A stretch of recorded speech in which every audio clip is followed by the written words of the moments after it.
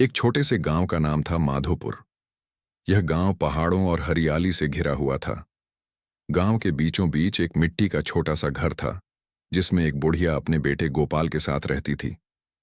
बुढ़िया बूढ़ी हो चुकी थी, सफेद बाल, झुर्रियों से भरा चेहरा, लेकिन दिल से बहुत दयालु थी। उसका बेटा गोपाल थोड़ा आलसी लेकिन बहुत चतुर था।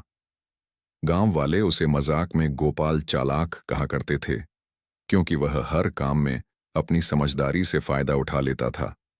लेकिन बुढ़िया उसे बहुत प्यार करती थी, चाहे वह कितना भी शरारती या चालाक क्यों ना हो। बुढ़िया और गोपाल के पास बहुत ज्यादा कुछ नहीं था। उनका घर कच्चा था, दीवारों की मिट्टी झड़ चुकी थी और छप्पर से बारिश का पानी टपकता था। गोपाल कभी काम पर जाता नहीं था, बस दिन भर पेड़ के नीचे बैठकर बीड़ी पीता और सपने देखता रहता था।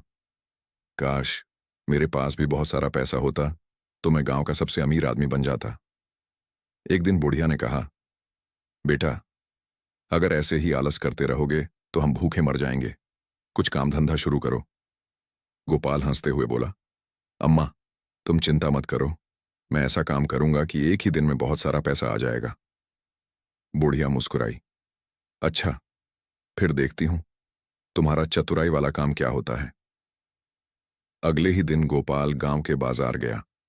वहां उसने देखा कि लोग पुराने सामान के बदले नए सामान खरीद रहे हैं। तभी उसके मन में एक शरारती योजना आई। वह घर लौटा और अम्मा से बोला, अम्मा, तुम्हारे पास जो पुराना सोने का हार है ना, जो दादी ने दिया था, वह मुझे दो। मैं उसे बेचकर कुछ अच्छा काम शुरू करूंगा। बुढ़िया थोड़ी हिचकिचाई। उसने कहा, बेटा, वह हार तो हमारी आखिरी निशानी है, उसे मत बेचो।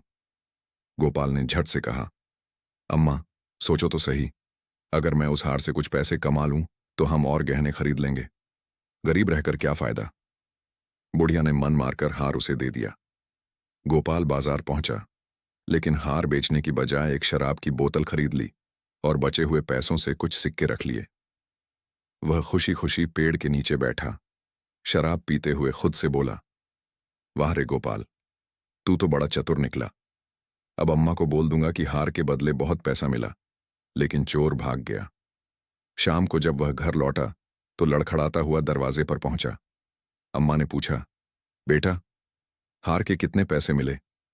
गोपाल ने आंखें मिचमिचाते हुए कहा, अम्मा, पैसे तो बहुत मिले थे, लेकिन रास्ते में एक चोर ने छीन लिए। बुढ़िया ने दुखी होकर कहा, हाय, वो तो मेरी दादी की निशानी थी। गोपाल ने चुपचाप सिर झुका लिया, पर मन ही मन मुस्कुरा रहा था। अगले दिन गांव में चर्चा फैल गई कि गोपाल बहुत चालाक है और उसने कुछ गड़बड़ की है। बुढ़िया को अब अपने बेटे पर शक होने लगा। उसने सोचा, मेरा बेटा शायद मुझसे झूठ बोल गया। उसने एक योजना बनाई। उसने अपने पास बची हुई सोने की चूड़ियां निकालीं और बोली, बेटा, सुना है कि पास के गांव में गहनों का दाम बहुत अच्छा चल रहा है। इन चूड़ियों को बेच आओ, लेकिन ध्यान रखना, इस बार खुद मत पी जाना। गोपाल ने हंसते हुए कहा, अम्मा, अब की बार देखना, मैं चमत्कार कर दूंगा। गोपाल फिर बाजार गया। वहां उसने देखा कि कुछ लोग मूर्ख बनाकर दूसरों से पैसे ठग रहे हैं। उसने सोचा, अगर ये कर सकते हैं तो मैं क्यों नहीं। वह एक ढोंगी बाबा बन गया।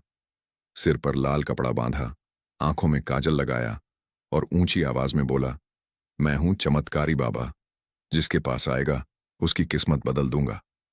लोग उसकी बातें सुनकर उसके पास आने लगे। कोई फल लाया, कोई सिक्के। गोपाल ने सबसे वादा किया, जो कल सुबह आएगा उसे सोने जैसा भाग्य दूंगा।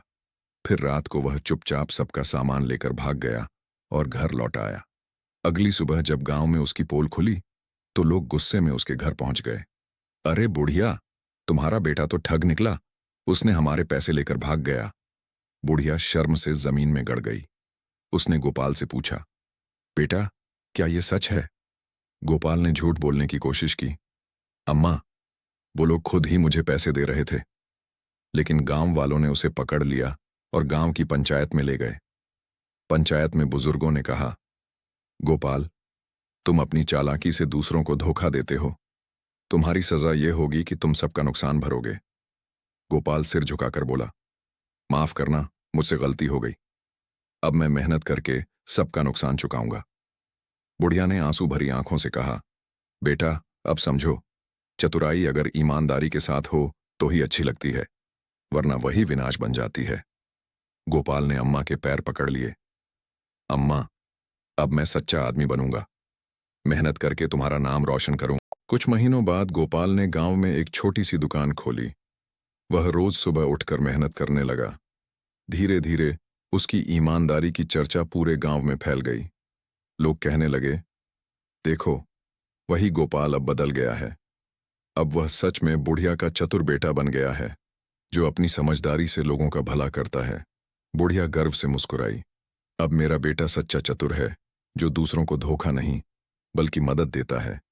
कहानी का संदेश: चतुराई अगर स्वार्थ में बदले तो विनाश लाती है, लेकिन अगर ईमानदारी के साथ हो तो वही जीवन की सबसे बड़ी ताकत बन जाती है।